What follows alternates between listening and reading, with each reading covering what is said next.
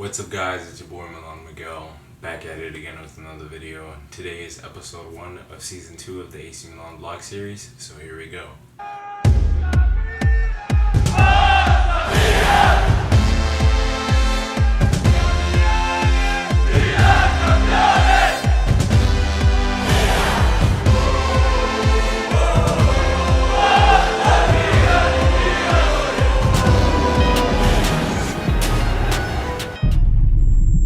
So finally, the Serie A season is now underway with the 2020-2021 Serie A underway. Our first match is against Bologna.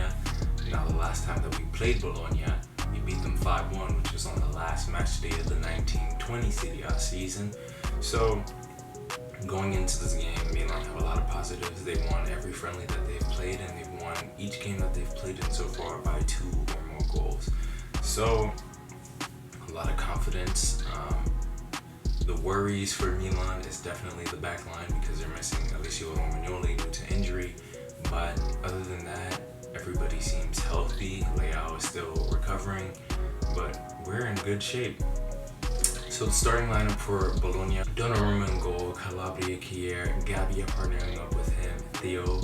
Then we had Bennacer, Kessie in the back. We had Rebic, Hakan, and Castillejo, and then Zlatan at the top. Now with the start of this game, I have to say that Milan did not start off well. Bologna definitely was on the attack. They were pressuring Milan for about the first 10-15 minutes of the game, and Milan could just not really string those passes in together and clear the ball out of the box. But after that, it seemed that Milan found their place and they figured out what they needed to do. And lo and behold, they were being patient on the attack. They created a bunch of counterattacks. Zlatan almost scored in the 11th minute. Ibrahimovic, wonderful turn. We had Ismail Benacer also miss a sitter inside of the box. Lo and behold, in the 35th minute, a beautiful cross from Theo Hernandez comes into the box. None other than Stefano Pioli slots it home with his big head, and Milan go up 1-0. And I think after Milan went up, they were continuously pressing to try and find that second goal before halftime. I think Milan played a really good game in the first half. At halftime, Milan had 7 shots, 1 on target. They had 55% possession. They had 189 passes, 83% pass accuracy, 2 corners, 2 offsides, 7 fouls committed, and 1 yellow card. Now, the first half, it was good for Milan. They had a poor start, but they figured it out. They became patient. They created counterattacks and created opportunities to score. They got the goal, and then, they were trying to find another. After halftime, Bologna seemed to be fouling Milan a lot and making reckless fouls and decisions. And I think it's because of frustration, because Milan was playing better than Bologna, and they didn't have any means as to combat Milan's tactics, so they decided that they were going to foul them. So they decided that they were going to foul them instead. In the 50th minute, there was a foul in Bologna's box in which Ismail Benacer got clipped in the box, which led to a penalty. If you look at the replay, there was contact with the trailing leg that caused Benacer to fall. A penalty was given, none other than the GOAT, the man, the myth, the legend himself. Zlatan Ibrahimovic steps up, slots it home. Zlatan Ibrahimovic almost had a hat-trick, and my prediction for this game is that Milan was going to win 3-1 to Bologna. But he failed to hit the target. In his defense, he said that I'm a 39-year-old striker, and if I was 20, I would have scored more goals. Fair enough. Theo Hernandez had a cracking volley from outside of the 18-yard box that, wow, that if that would have went in, goal of the season, contender in my opinion. And we know that Theo can score those long-range screamers. He did that against Udinese for us last season. Additionally, we had Brahim Diaz and Sandro Tonali making their Serie A debuts coming off the bench. I think that having these players in the team gives us that refreshing bit of energy that we need in the midfield throughout the course of the game. Brahim Diaz, as I've said earlier, is that player that we need to look out for this season. I think he's really going to have a great season under Milan and under Pioli once he gets fades and he solidifies himself in the Serie A, getting accustomed to how the Serie A is. Sandro Tonali, also a good midfielder. We saw that with what he could showcase last season when he played for Brescia, and I'm just waiting for him to also have his, aha moment or his big star moment for Milan, just like Benasser did last season. This was an interesting one. So Leo Duarte would feature and Simon Kjær would be subbed off, which to me, I was just like, I didn't really understand it, but it makes sense because like somebody pointed out on Twitter that we want to make sure that clubs that are looking to buy Duarte know that he's alive and that he can still play. And that also gives Simon Kjær, who is older, some rest, which makes sense. A lot of these players need rest because of how many games they played last season and the short break that we had, so that makes sense. Rade Krunic also featured for Milan and got booked immediately after being on the pitch. Not sure if he's on his way out. We thought that we might see Paquetá, but Paquetá did not feature.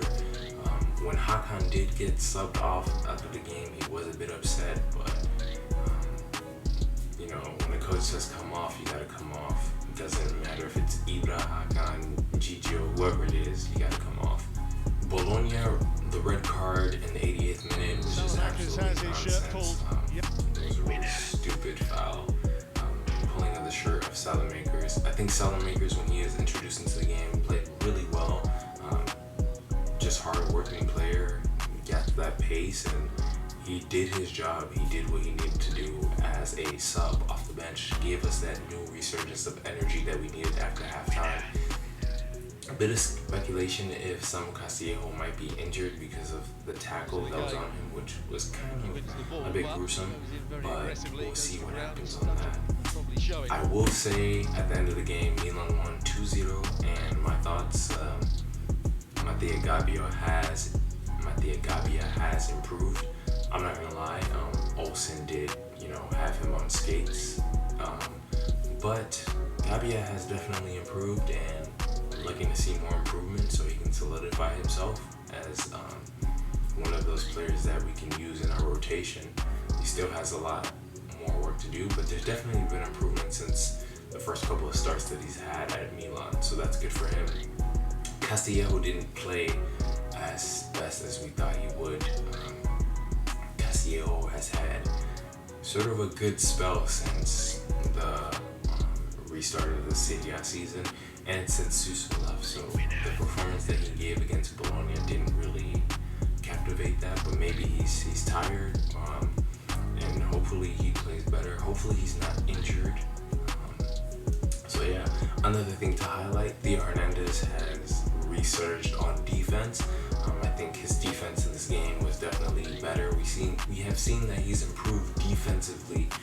When he came to Milan his first season, people were like, wow, this is a great player, but his defense is lacking, and he's definitely cleaned up on that a bit, so congrats to him. Additionally, we also have Zlatan. The dude is 39 and scored 2 goals on the first match day fixture for us. He almost had a hat trick, but he let it slip away from him. But that's not terrible. Zlatan is definitely a talisman of this team. People were underrating him, saying that when he came back to Milan, he wouldn't really do anything. And now he's really shutting up those haters because he had 10 goals and 5 assists, and he played like 15 games last season. So definitely amazing. Milan definitely played really well. One person that I need to highlight is Davide Calabria. This man's resurgence is just absolutely phenomenal. Wow, like phenomenal for him. He has really just proven that he can be the right back for Milan and that he wants to stay, and he deserves to stay. Davide Calabria had 72 touches, 92% pass accuracy, 6 tackles, 1 interception, 2 clearances. Nobody dribbled past him this game. He had 8 ground duels won. He won 1 aerial duel, and he made a key pass in this game. And if you look at the heat map for Calabria, he was definitely doing some work. Personally, I think Davide Calabria was the man of the match, but obviously Ibra got it because he got 2 goals. Calabria is just, wow, he's starting to look like that player before. last season where he kind of fell off. And I'm really happy for him, and I hope that he continues to get better. And yeah, I hope that he stays. Him, Gigio, Alessio Romagnoli, that Italian core of the team needs to stay, in my opinion. Definitely the last thing that I want to touch up on is we do need a center back. I'm hearing rumors grumbling on the market that Maldini is looking at a center back from Celtic. If Milinkovic cannot come, and then some other defender, I think Nastasic from Schalke. But we do need a center back. Overall, a very good game for Milan. First game of the season. Got the win, got 3 points. Take it one day at a time.